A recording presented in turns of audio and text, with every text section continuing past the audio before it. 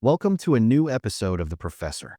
On the 10th of February, 1940, cinemas welcomed the first ever cat and mouse cartoon. The short film was called Puss Gets the Boot. At that time, they weren't called Tom and Jerry. They were Jasper and Jinx. Jasper the cat kept bullying Jinx the mouse. And Jinx, as always, used his intelligence to turn the tables on the cat. The movie ends with a strange, unexpected victory for the entire rodent kingdom. The mouse actually beats the cat. The movie wasn't just successful. It shook the animation world and even threatened the popularity of big names of that era like Alice in Wonderland, Betty Boop, Gertie the Dinosaur, and Zaza and Garger. From that moment on, The cat and the mouse were on their way to sitting on the throne of the most popular cartoons in the world. Despite the simple story and light comedy, where the fights between the cat and the mouse drive the whole plot, the producers noticed something. The cartoon's popularity kept growing. So they said, we need a name that's easier for people to remember. Jasper and Jinx? It doesn't roll off the tongue. Sounds more like a store that sells fancy shoes. So they offered a $50 reward to their artists for whoever could come up with the best new name. The prize went to the artist John Carr, who suggested two names he found in an old English book called Life in London. The book mentioned two characters called, no, not Romeo and Juliet. Tom and Jerry, my friend. And even though they never speak, each one has a clear personality.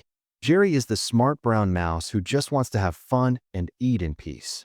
And Tom is the stubborn, hot-headed cat, the villain of the story. But not so much that we hate him. He's still funny and loved by everyone. The cartoon was loved by adults even before kids. And everything went on like that, until the cartoon's popularity on TV started to grow and even began threatening the film industry. Film production companies faced tough times and had to make sacrifices. What should they sacrifice? Of course, trivial, senseless, ridiculous things like cartoons. Especially since MGM was spending $50,000 on a single Tom and Jerry movie.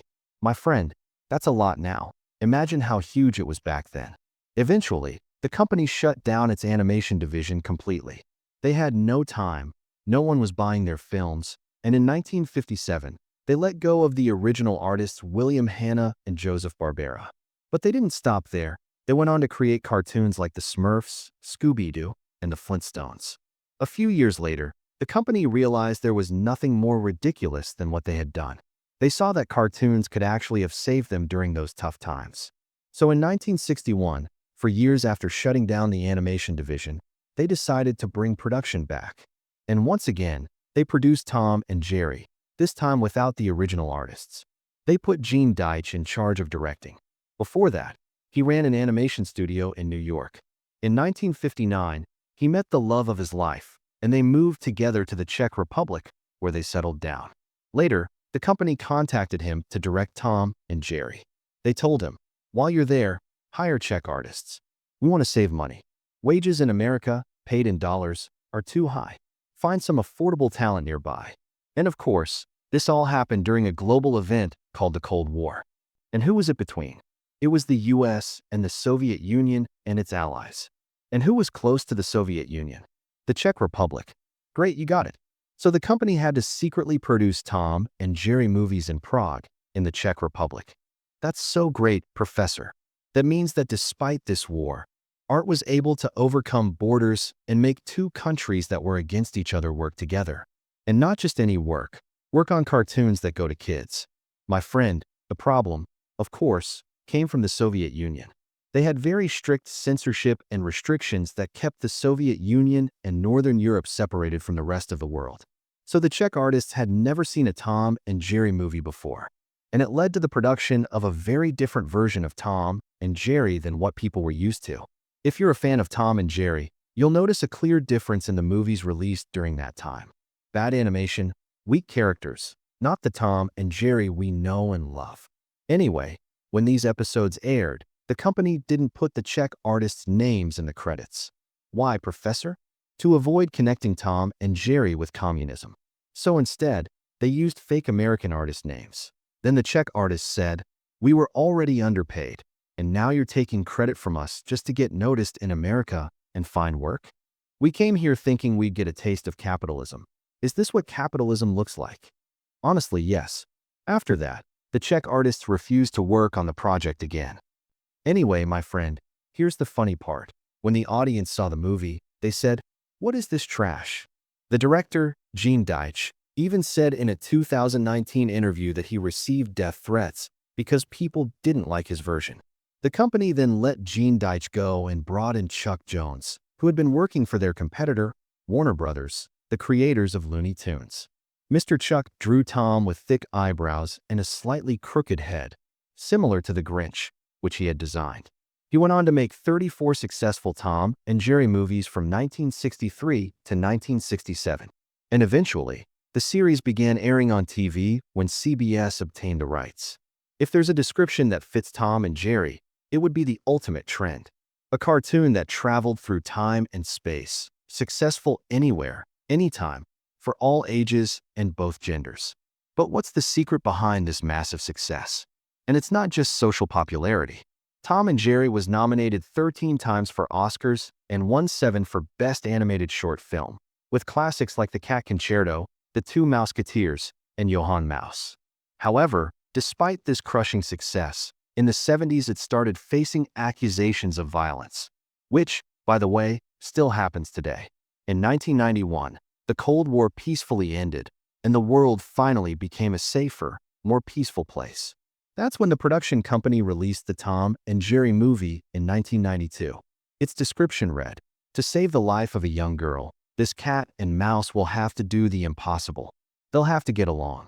Welcome, my friend, to the 90s, a time when the Cold War was over and the world felt a little nicer. You beautiful audience, didn't you enjoy those little moments when Tom got along with Jerry? Well, here's a 90-minute movie, and a truce for a noble reason too, to save a little girl.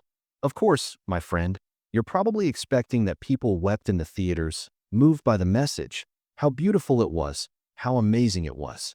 How two enemies like the cat and the mouse could get along for a little girl. So humane. Wow. But my friend, the audience actually left the theaters saying, "How disgusting. Is this a joke? What do you mean a little girl? How is she saved by a cat and a mouse? They need to be saved. Where are the fights, punches, squeezes, and the stuff that comes out of heads?" If you think about it, there's a good reason for that.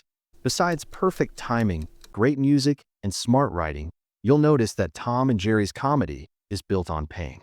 Fights, burns, explosions, falls, swelling, disfigurements, screams and injuries that somehow make us laugh from the heart. And then comes the big question, what makes pain funny? Do people love Tom and Jerry because they have a secret passion for violence? Do we secretly wish we were them, whether hitting or getting hit? Are we just psychos or something? The question about the connection between pain and comedy is very old. As old as zoning out in human behavior. One of the theories goes back to Aristotle and Plato and has been adopted by many philosophers and psychologists. It's called the superiority theory, the idea that laughing at other people's pain is basically gloating.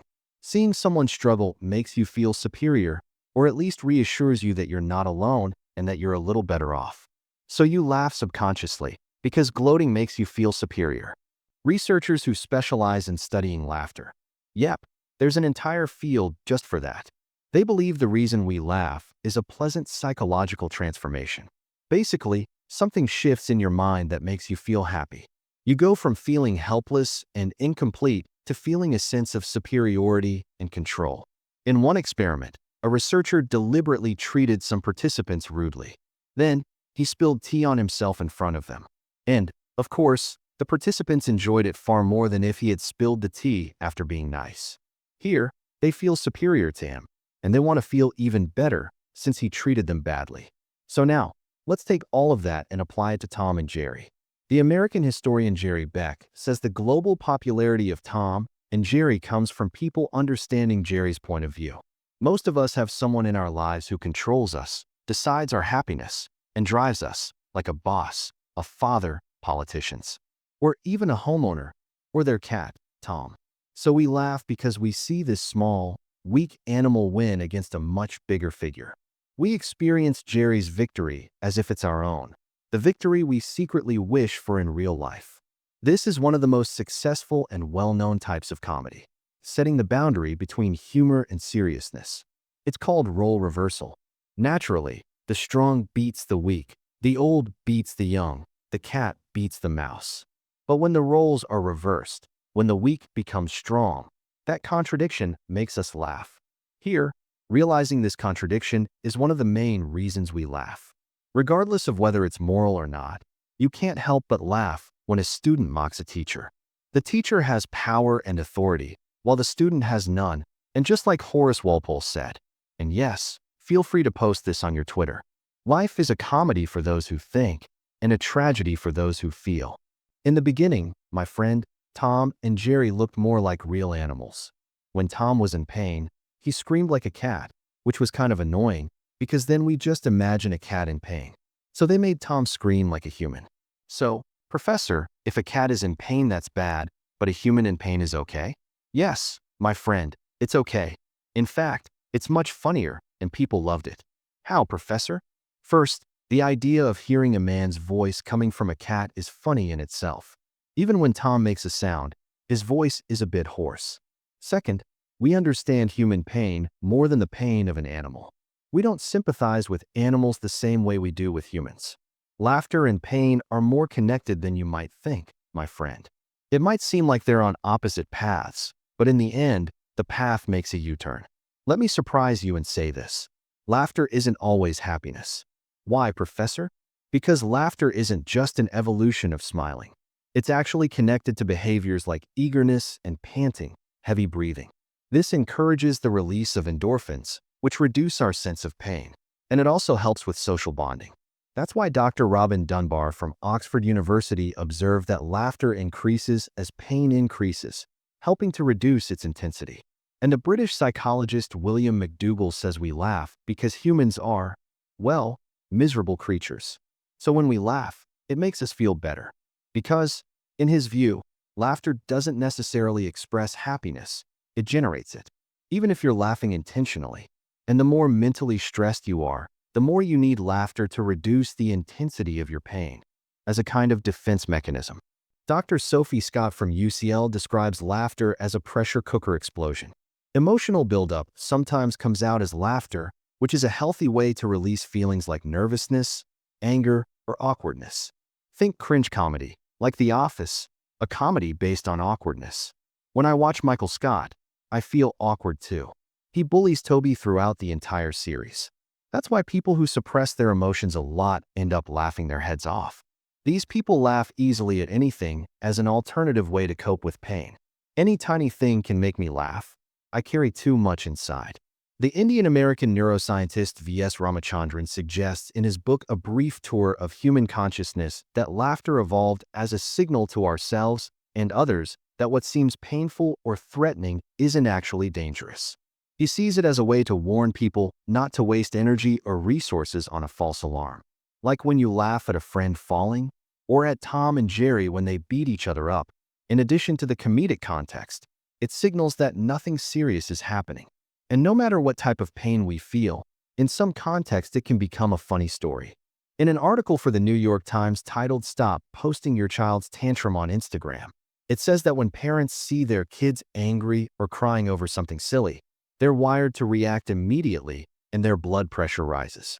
But because parents know there's no real danger, and to quiet the alarm in their heads shouting, "The kid's crying. I need to help," they start to laugh, to distract themselves and calm that alarm. And that's the key to why we laugh at things that used to hurt us. That's why some psychologists classify humor as a mature defense mechanism, a way to protect ourselves from intense worries. Our ability to laugh at traumatic events doesn't mean we ignore them. It helps us prepare to endure them.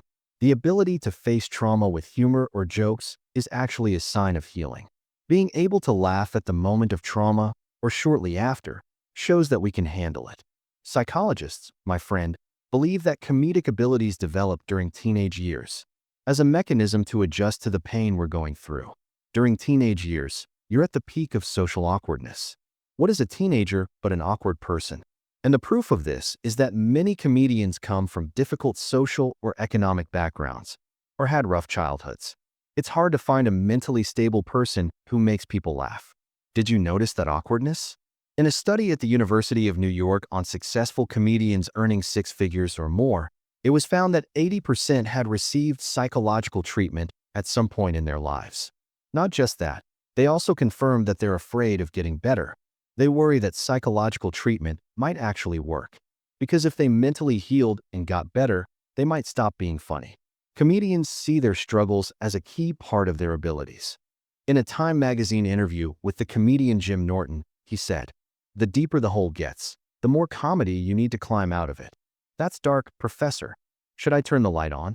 I guess you never suffered that way, my friend.